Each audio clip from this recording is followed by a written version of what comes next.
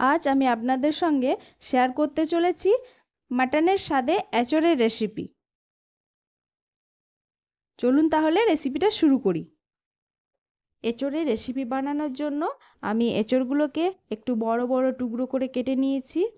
এভাবে বড় বড় টুকরো করে কেটে নিলে এঁচোড়গুলো খেতে বেশ ভালোই লাগে। আর যারা মাছ মাংস খান না তারা অবশ্যই একবার এই এঁচোড়ের রেসিপিটা ট্রাই করে দেখতে পারেন। এটা খেতে কিন্তু খুবই ভালো লাগে। এটা নিরামিষ একটা পদ, কিন্তু খেতে খুবই ভালো লাগে, মাংসের স্বাদকেও হার মানায়। এবার আমি এঁচোড়গুলোকে সাইডে রেখে গ্যাসের ফ্লেমটা অন করে আমি প্রেসার কুকারটা বসিয়ে দিয়েছি। আর প্রেসার কুকারের মধ্যে আমি 1 গ্লাস পরিমাণ জল দিয়ে দিয়েছি। কেটে রাখা এঁচোড়গুলোকে প্রেসার কুকারের মধ্যে দিয়ে দিলাম। এটা সেদ্ধ করে নেব। আর এর মধ্যে দিয়ে দিচ্ছি আমি এখন জাস্ট 1/2 চামচ পরিমাণ হলুদ গুঁড়ো।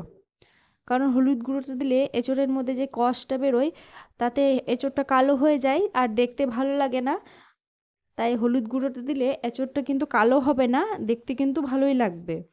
তাই অবশ্যই এঁচোড় সেদ্ধ করার সময় হলুদ গুঁড়োটা ব্যবহার করবেন। এবার প্রেসার কুকারের ঢাকনা লাগিয়ে আমি এখন 3টে সিটি দিয়ে দেবো। প্রেসার কুকারের ঢাকনাটা আমি লাগিয়ে দিলাম। এবারে সিটি দেওয়া পর্যন্ত একটু অপেক্ষা করব। নমস্কার, আমি প্রিয়াঙ্কা। আপনারা দেখছেন Priyanka's home creation channel. Priyanka's home ক্রিয়েশনে আপনাদের সকলকে স্বাগত জানাই। আর হ্যাঁ, অবশ্যই রেসিপিটা পুরোটাই দেখবেন, ভিডিওটি স্কিপ করে দেখবেন না। আর আমার চ্যানেলে নতুন কোনো বন্ধু হয়ে থাকলে অবশ্যই চ্যানেলটিকে সাবস্ক্রাইব করে পাশে থাকা বেল আইকনটি প্রেস করবেন, যাতে আমার দেওয়া নিত্য নতুন রেসিপির নোটিফিকেশন সর্বপ্রথম আপনার কাছেই পৌঁছায়। আর যারা আমার চ্যানেলটিকে সাবস্ক্রাইব করেছেন তাদেরকে জানাই অসংখ্য ধন্যবাদ আমার পাশে থাকার জন্য। প্রেসার কুকারে মোটামুটি 2-3টে সিটি আমার পড়ে গিয়েছে। এবার আমি প্রেসার কুকারটা ঠান্ডা হয়ে যাওয়া পর্যন্ত অপেক্ষা করব। দেখুন প্রেসার কুকারের হাওয়াটা বেরিয়ে গিয়েছে আর ঠান্ডাও হয়ে গিয়েছে। আর এঁচোড়গুলো দেখুন কত সুন্দর সেদ্ধ হয়েছে। খুব সেদ্ধ করলে হবে না, জাস্ট এরকমই সেদ্ধ করতে হবে।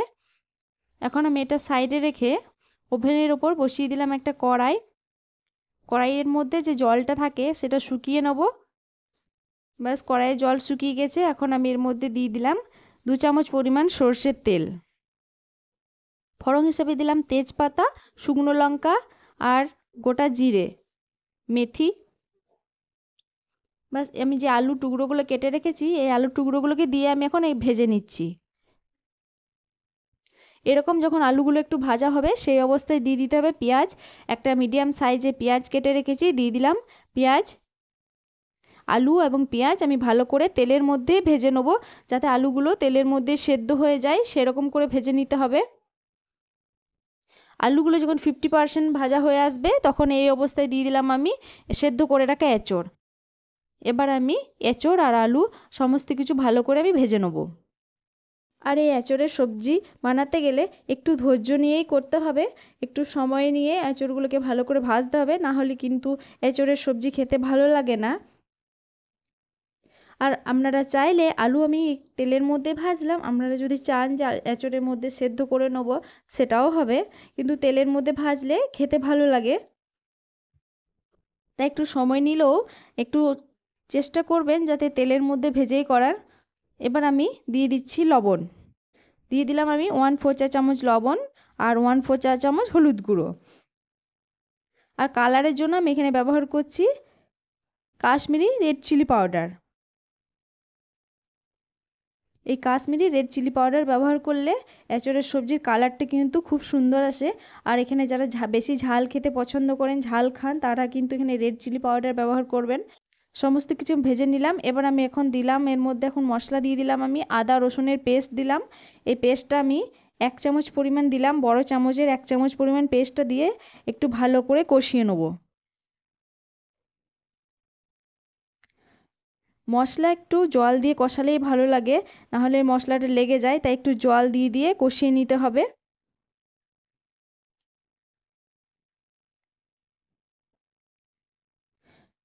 আর দেখুন কালারটা কত সুন্দর এসেছে। আমি আপনাদেরকে বলেছি যে আমি এটা খুব ঝাল করব না, তাই আমি গোটা কাঁচা লঙ্কা দিলাম। আর দিয়ে দিলাম আমি 1 চামচ পরিমাণ জিরে গুঁড়ো। আমি আগে আদা রসুনের পেস্ট ব্যবহার করেছি, জিরে গুঁড়ো ব্যবহার করিনি, তাই দিলাম 1 চামচ পরিমাণ জিরে গুঁড়ো আর 1 চামচ পরিমাণ ধনে গুঁড়ো। এবার আমি সমস্ত কিছু ভালো করে কষিয়ে নেব।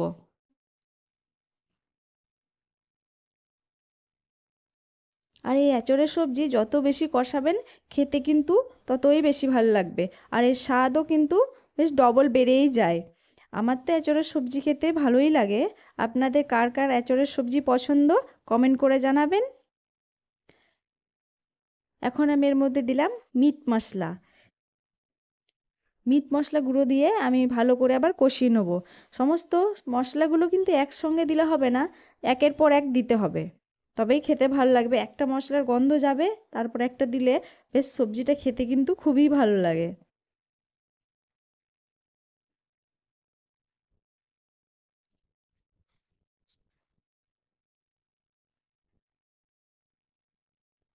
মিট মশলা দিয়ে কষিয়ে নেওয়ার পর এবার আমি সবার লাস্টে ব্যবহার করলাম গরম মশলা গুঁড়ো। আমি এখানে হাফ চামচ পরিমাণ গরম আমি এখানে হাফ চামচ পরিমাণ গরম মশলা গুঁড়ো ব্যবহার করলাম। আর আপনাদের যদি বাড়ির গরম মশলা গুঁড়ো পছন্দ নয় তারা কিন্তু এটা স্কিপ করে যেতে পারেন, এটা না দিলেও হবে। গরম মশলা দিয়ে আমি বেশি আর কষাবো না। এবার আমি এর মধ্যে দিয়ে দিলাম পরিমাণ মতো জল।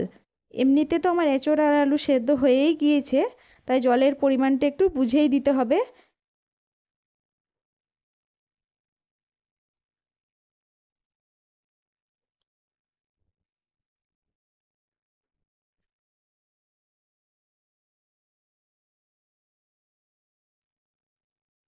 এভাবে আমি এঁচোড়গুলোকে সব ডুবিয়ে দিলাম জলের মধ্যে, আর এটাকে আমি লো টু মিডিয়াম ফ্লেমে এটাকে ফুটিয়ে নেব।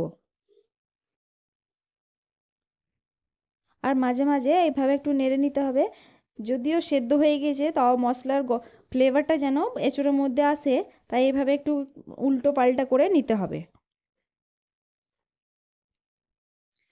এই কালারটাও দেখুন কত সুন্দর এসেছে। আপনি যখন এটা খাবেন তখন বুঝতেই পারবেন না আপনি এঁচোড়ের সবজি খাচ্ছেন নাকি মাটন খাচ্ছেন। গ্যাসের ফ্লেমটা অফ করে দিলাম।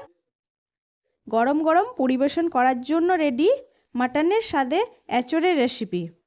আজকে আমার এই রেসিপি আপনাদের কেমন লাগলো অবশ্যই কমেন্ট করে জানাবেন, আর ভালো লাগলে লাইক করতে ভুলবেন না কিন্তু। ভালো থাকবেন, সুস্থ থাকবেন। দেখা হবে নেক্সট ভিডিওতে নতুন একটা রেসিপি নিয়ে। ধন্যবাদ।